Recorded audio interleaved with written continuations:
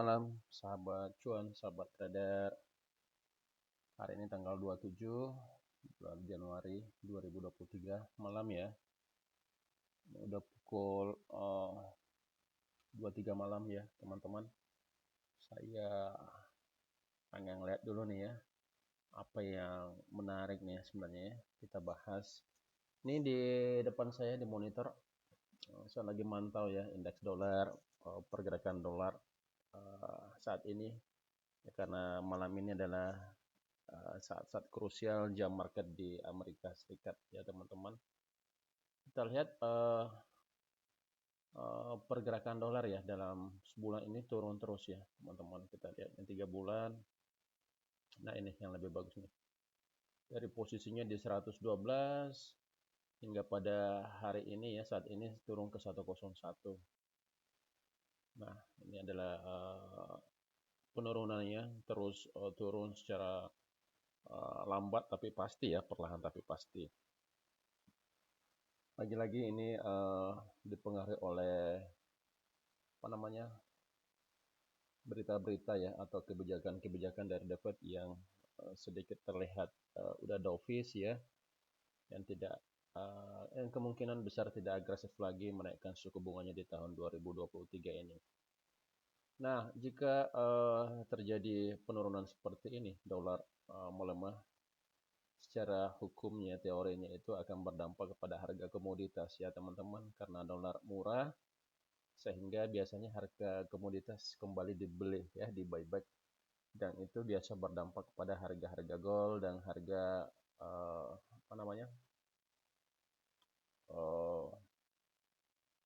minyak mentah dunia. Kita cek dulu ya. Oh iya ya, benar ya teman-teman, nih crude oil naik lagi di 81 ya, signifikan lagi. Yang dulunya, yang sebelumnya itu 70, 75 menguat lagi nih ya.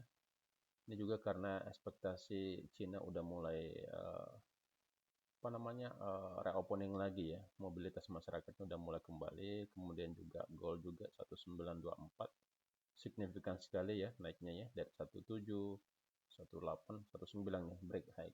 Nah, itu lagi-lagi karena dolarnya melemah.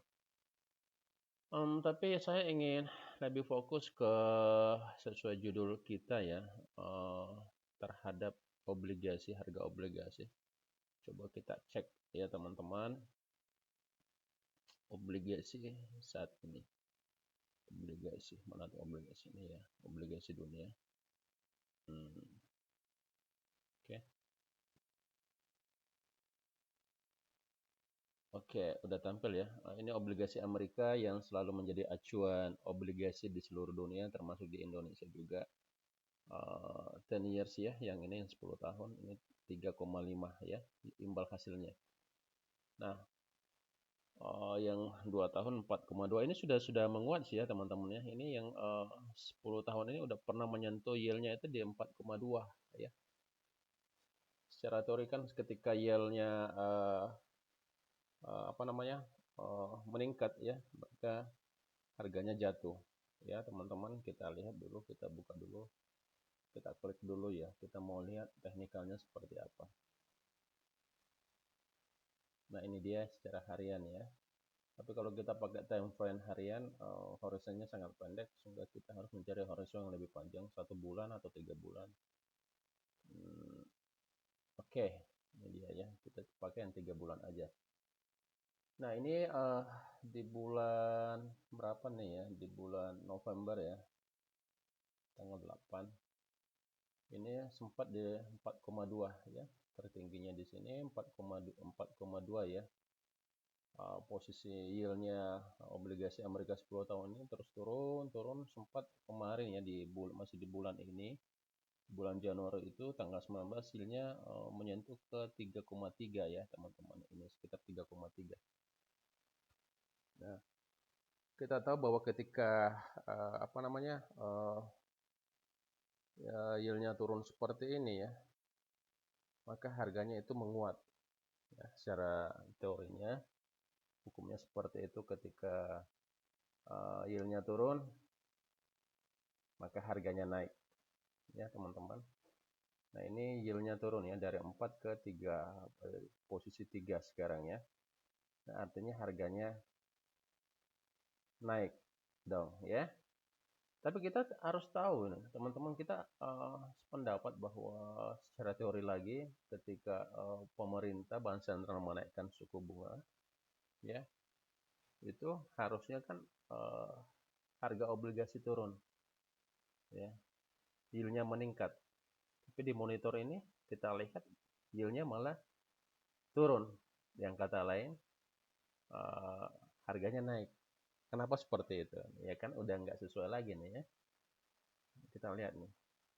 Padahal Amerika Serikat itu inflasinya udah sempat tinggi banget ya di 9,1% ya. Dengan naiknya inflasi Amerika,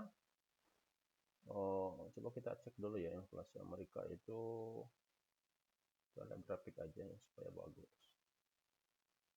Oh, nah ini inflasi rate-nya ini ya. Nah ini ya.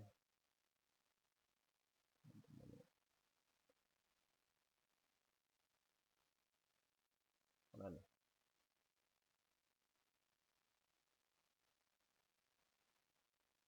Yang 5 tahun. Nah ini dia ya grafiknya ya. Udah naik nih, udah naik. Sekarang udah mulai melandai ya. Dengan kenaikan inflasi yang seperti ini menyebabkan Bank Sentral Amerika akhirnya menaikkan suku bunga dia ya. Oh, mana ya suku interest rate-nya ya, 4,5 ya. Ini tertinggi. Kita lihat tertinggi nih ya. Sejak coba kita bawa 5 tahun nih ya. Ini 4,5. Paling tinggi sekarang ini. Nah, harusnya ketika suku bunga dinaikkan kan eh, maka secara teori harga obligasi akan turun ya. Tapi buktinya tadi ini dia yieldnya uh, menurun, harganya naik berarti tidak sejalan lagi ya, tidak selaras lagi dengan teori seperti itu ya. Jadi kita nggak bisa melihat dengan kacamata kuda, memahami secara mati ya, secara dipatok seperti itu bahwa ketika harga suku bunga naik, harga obligasi turun. Faktanya tidak selamanya seperti itu karena banyak faktor-faktor X yang berpengaruh ya, teman-teman. Ini Amerika, kita coba cek Indonesia ya. Nah, coba kita cek Indonesia.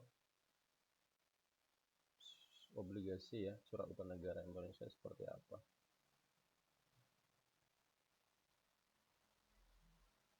Oke, ini Indonesia ya. Nah, Indonesia pun mengalami hal yang sama ya, 6,8. Nah, ini yield 10 tahun malah pernah menyentuh level 7 ya. Ini 7%. Kita lihat.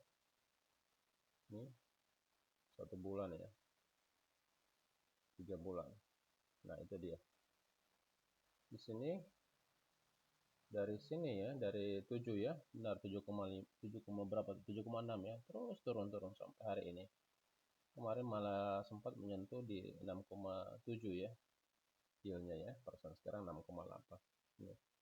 Padahal kita tahu bahwa pemerintah sekarang malah menaikkan suku bunga ya, seiring inflasi juga menaikkan suku bunga sampai ke 5,75 ya, teman-teman, kita cek dulu ya supaya ada dasarnya. Indonesia, Indonesia, Indonesia ini dia ya. Nah, ini inflasinya kita juga cukup tinggi ya. Ya, inflasinya tinggi. Oleh karena itu, Bank Sentral menaikkan suku bunga ya. Sekarang ini 5,75.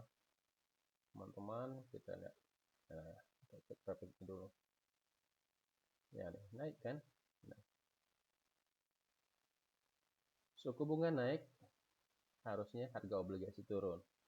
Tapi faktanya, kita cek tadi, nah harga obligasi juga naik. Karena yieldnya turun. Ya, karena harga dan yield itu selalu berbanding terbalik. Nah, teman-teman, gimana dengan teori seperti itu? Nah, sekarang era digital, era disruption, era transformasi. Jadi rumus-rumus seperti kita tahu sebelumnya ya, teori-teori seperti itu nggak selamanya harus berlaku lagi. Kadang-kadang tidak sesuai lagi. Kadang-kadang ya, masa kadang-kadang seperti itu. Karena banyak faktor ya. Salah satunya ya itu tadi kebijakan-kebijakan pemerintah ya, di mana tahun ini apa namanya Amerika Serikat kemungkinan tidak menaikkan agresif lagi ya, menaikkan suku bunga dan lain sebagainya. Nah, dalam waktu 1 minggu sih memang ya ada kenaikan ya. Nah, ini ada naik nih. Tapi kalau kita bandingkan ya dalam uh, time frame 3 bulan dengan kenaikan 4, berapa? Sorry, tadi berapa persen itu? Inflasi rate Indonesia 5,75 ya. 5,75 kenaikannya suku bunga acuan Indonesia harusnya kan naik juga nih. Ya, harusnya lebih tinggi lagi nih. Minimal 7 lah ya. 7,2. Tapi ini masih di level 6. Artinya terjadi juga penguatan di harga uh, obligasi surat utang Indonesia seperti teman-teman. Jadi uh, kita harus lebih cermat juga ya memahami pergerakan-pergerakan seperti ini. Harus setiap saat kita memantaunya ya teman-teman. Mungkin cukup sekian dulu ya, karena ini udah larut malam juga. Sekedar untuk menambah wawasan kita, memberikan insight ya, pergerakan korelasi antara kenaikan suku bunga dengan harga obligasi. Jadi kadang-kadang sesuai teorinya, kadang-kadang juga nggak harus seperti itu. Ya. Oke teman-teman, selamat malam. Assalamualaikum warahmatullahi wabarakatuh.